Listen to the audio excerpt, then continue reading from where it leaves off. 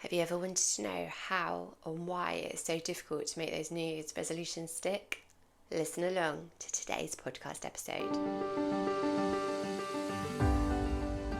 Hello and welcome to the Happy Thriving Mums podcast, the show that talks about the simple actions busy mums like you can take to prioritise your own happiness, health and fitness. And it doesn't stop there. This show also includes amazing stories from inspiring women who help others to be the best version of themselves. Because if you feel great, you thrive, and so does your family. Let's get started.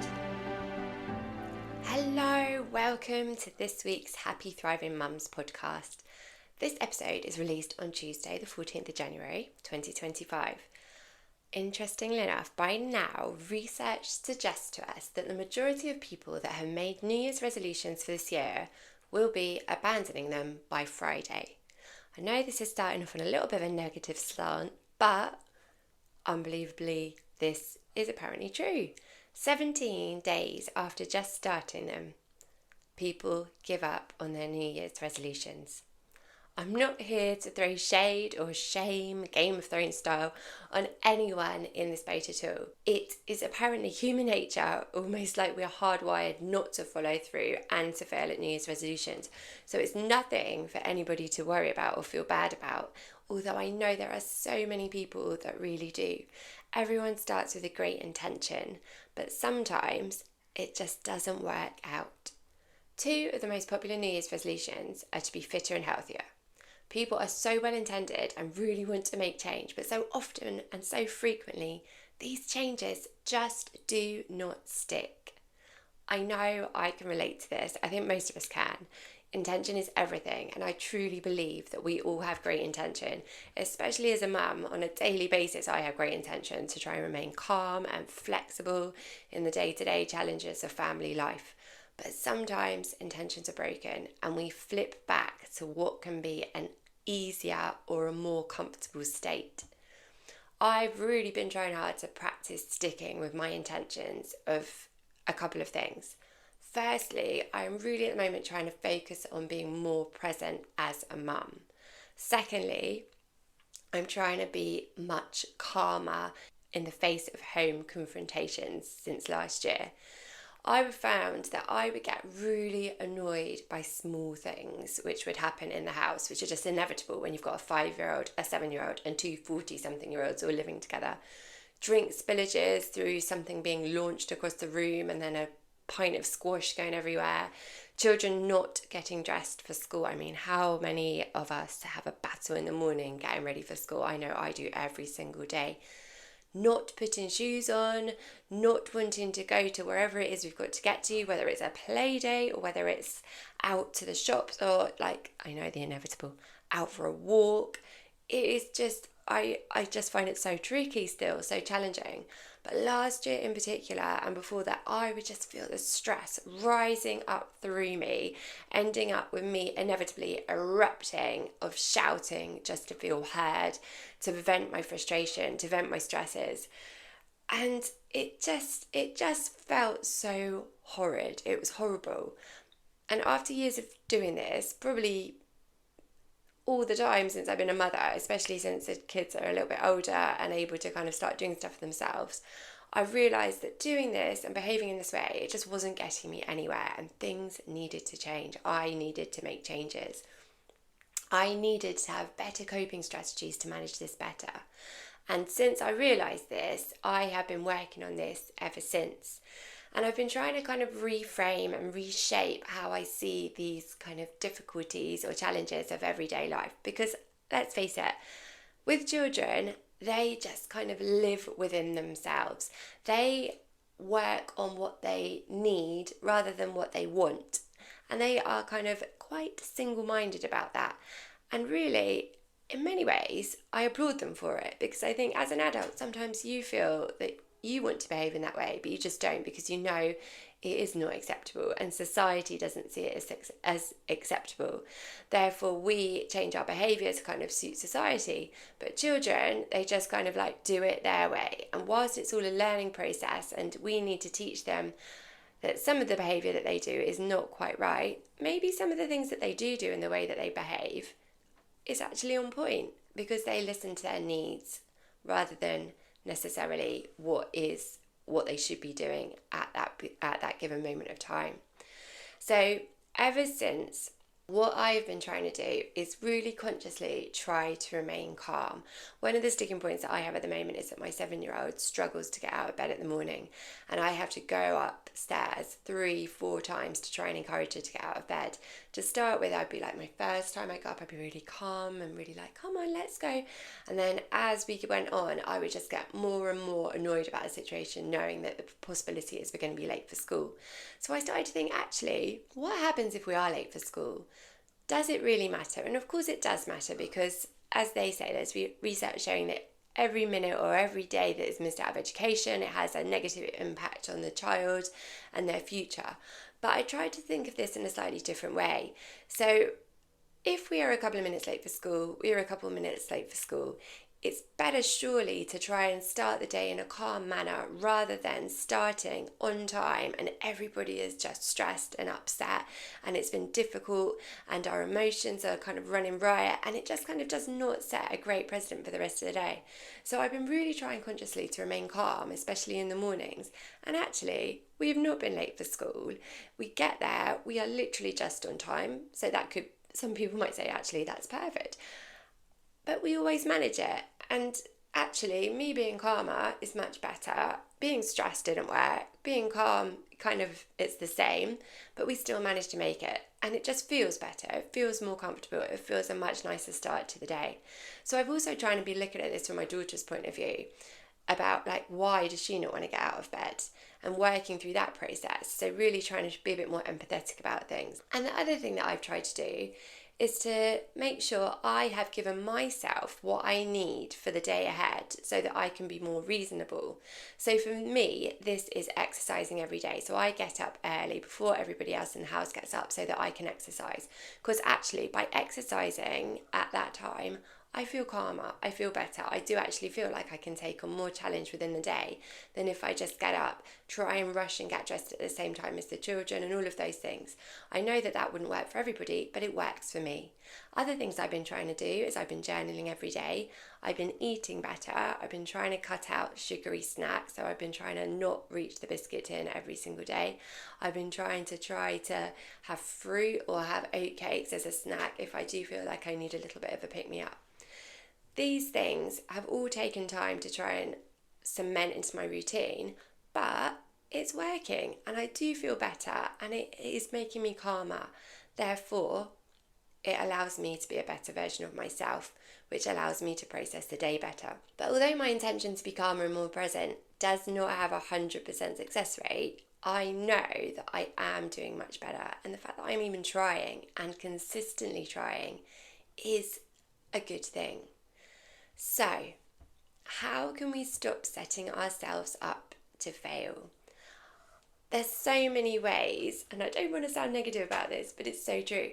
There are so many ways that we can set ourselves up to fail on a daily basis. And really, it's quite avoidable. So I'm going to use the example of setting New Year's resolutions, and in particular, setting a New Year's resolution to being fitter, to kind of illustrate how we can stop ourselves setting ourselves up to fail. So even though this example is related to fitness, it can be applied in many, many settings. So as I said, many people resolve at the start of a new year to be fitter. And whilst this is a great ambition, the problem starts with the wording of the resolution. I want to be fitter. It's too vague. You need to dig a little bit deeper when making resolutions or making goals. What does being fitter in this example actually mean? Research from Loughborough University suggests that being vague does not give us enough direction. So in this instance, we've got to think about, how do we want to become fitter? What does fitter even mean? And how is this actually going to help us in our daily lives? So as a teacher, I've taught GCSE PE, A-level PE for many, many years. If you look at the definition that children are taught of this word fit, being fit is about being suited to a situation. For example, you could be fit to be a taxi driver, but not fit to run a marathon. although more commonly people use the idea of being fit to talk about the state of their body and the physical ability to perform certain tasks or ideas. The other thing that we think about when we think of fitness is this idea of physically looking fit or being attractive. So when we make our resolution to be fitter, we need to get really clear on what the idea of fit is for us. So saying something like, actually, I want to run a 10k race, this is clear. We know what level of fitness we require. However, for some people, this goal might be unattainable. For example, if you've never run 1k before, let alone 10k, this might feel completely unattainable. It's just kind of like out of the air, you've thought, actually, I want to run 10k. It's not necessarily going to work instantly. You need to plan for how you're going to get there and meet this resolution. If you have never run 1k before, let alone 10k, this might feel unattainable if you are not planning a suitable time frame to achieve this. Going from running 1k to 10k is not unattainable in a year. It's not unattainable in 4 to 5 months. But if you have never run before, it would be unattainable and very unlikely that you would be able to achieve this in 4 weeks. You need to try and really focus in on what a decent goal would be for yourself, which is challenging, yet attainable. So a better goal might be something like, I would like to become fitter and I would like to try and do Couch to 5k. This amazing program can be achieved in 9 weeks, even if you have never run before. So this is a really good New Year's resolution because you're giving yourself a really clear goal and you're giving yourself a time frame, and what you're actually trying to do is attainable in the amount of time that you're giving yourself to do it. So that is a really good way to start making good New Year's resolutions or good goals whenever you need a goal. Another problem with why New Year's resolutions can help us to fail is because of this idea of instant gratification. We know that with social media, Amazon deliveries, Netflix, today in our society, we can get pretty much anything we want now, or at least tomorrow. And it's the same way that we think about our resolutions. We want them now. We want the result, and we want the result yesterday. We forget to plan in the time it is going to take us to go through the journey of gradually adapting. And within our example, to become fitter, we don't just start at 0 one day and then the next day we reach our goal that we want to be, becoming the fitter version of us. Our bodies need to take time to adapt, and they need to adapt gradually, because if they don't, that is when you are at risk of injury or being so demotivated that you're never going to make it to where you want to be anyway. If we don't acknowledge there might be bumps in the road and difficulties on the way, we're not going to get there. We need to be realistic about what we're doing. Let's face it, to improve at anything, nothing is straightforward. Our brain is always looking for shortcuts. We use motor programs which are stored in the brain to complete different tasks rather than relearning things to do on a regular basis. Imagine if every single day you had to relearn how to walk, how to read, how to eat. It would be an absolute nightmare. So in our brains, we have these clever motor programs, kind of like stored files, which tell us exactly what to do because we've done them before again and again and again and again and again. We are hardwired to minimize something called the cognitive load. So it's kind of like the actual thinking process and working it out. So we do things that are easier rather than challenging ourselves. In this case, the easiest thing to do when things become a bit difficult is we give up. When the going gets tough, the tough gets going, as the song says. So what should we do instead? I am not trying to put a downer on the idea of New Year's resolutions and making goals and making big goals. I am not saying for one moment that we should not dream big. You should dream big. Make your dreams as big as you can. Strive for them. I really, really believe you can achieve anything if you put your mind to it. But you need to be realistic, and I'm sorry this is like a hard truth, and really hone down what it is you want to achieve. What it is that you want to achieve and where you want to get to. And this is not easy. Sadly, in most cases, when we learn something new, we don't have a motor program, a file already there to go, oh yeah, let's just do this. We're there. Brilliant. Done. We have to work at it.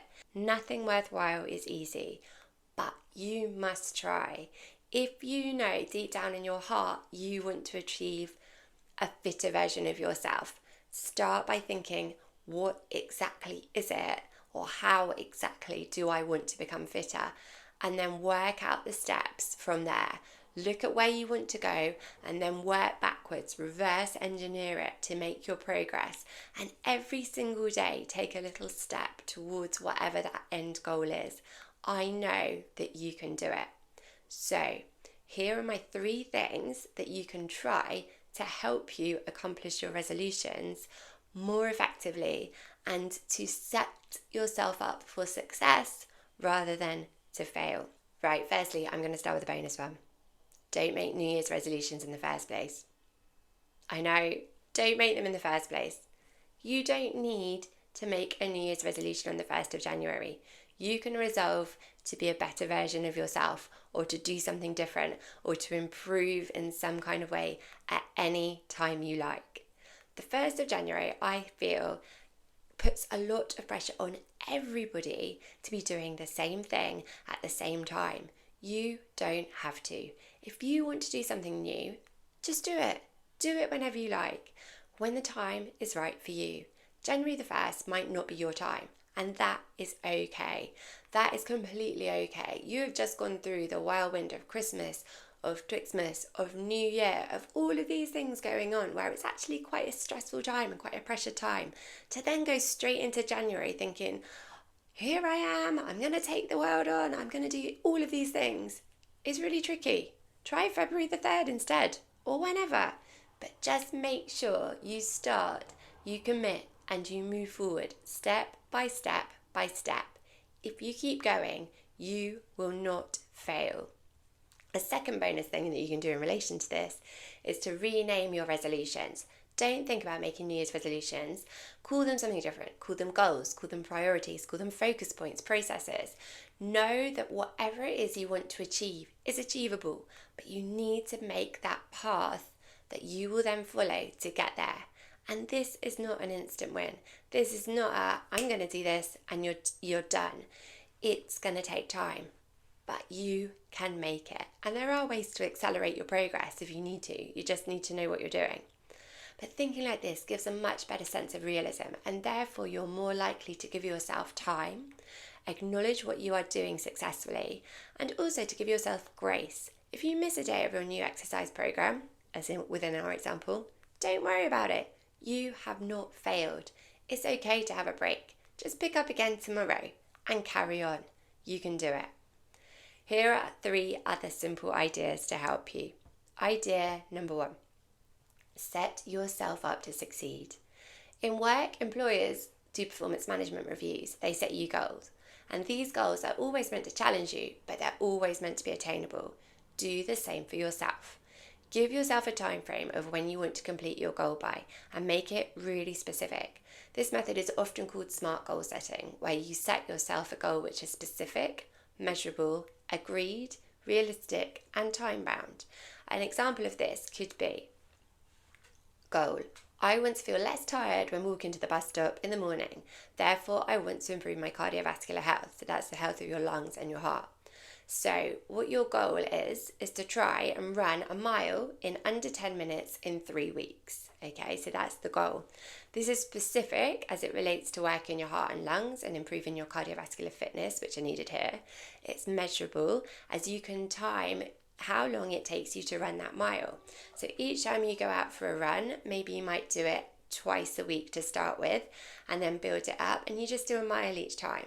You could walk the first one and see whatever your baseline is there, then the next time try and do it a bit quicker, and gradually pick up the pace and the amount of times you've done it. That is going to help you measure whether you've achieved it. You've given yourself 3 weeks to it, and this is a realistic time frame for someone who has never run to achieve this goal in this time. So you would then need to put a plan in place over the 3 weeks to achieve this. You've given yourself a goal which is totally doable, and the progress that you make, because you know you can do it, will make you feel good and keep you motivated to carry on going. The second idea when setting a goal which you can achieve is to start to really think about, why is this goal important to you? Why is it important to you? Think about this emotionally and how it can change your life and even your family's life for the better. This is the why you are doing it. So why is it that you maybe want to run a mile in under 10 minutes? Is it so you can run around the garden more and play with your kids without getting out of breath? Is it so you can physically pick up your children for longer, say if your goal was to do with becoming stronger, giving them a hug? Is it just to make your daily life and the feeling of doing chores and moving simpler and easier? Is it to lose a little bit of weight?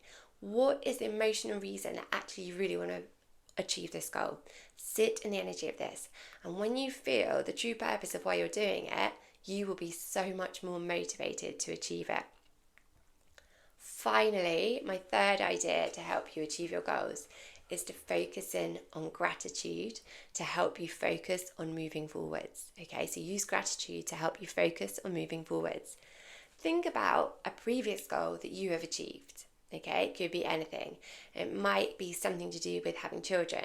It might be getting a new job. It might be learning how to plait your child's hair in a certain way. Anything really. So think about something that you wanted to achieve and that you actually did.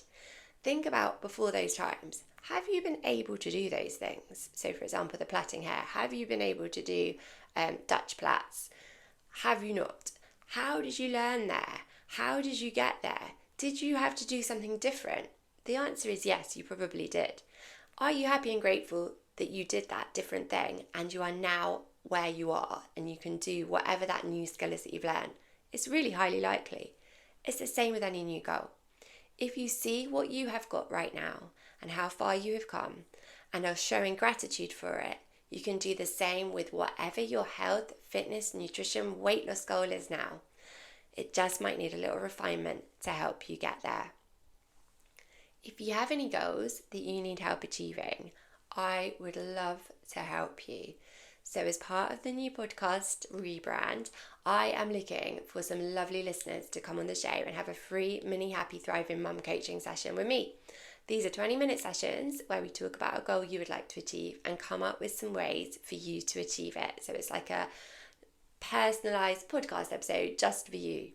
These sessions will be recorded and played out on the podcast. If you like the sound of this, please click the link in the show notes. But places are limited, so get in touch soon and I would really love to talk to you and help you achieve your goals. I hope you've enjoyed this episode. I know with focus, determination and belief that you can smash any goals you have. I know that you can do it. You just need to really get a plan in place and keep moving forwards. If you need any help, please reach out and I hope you all have an amazing week. Thank you for listening.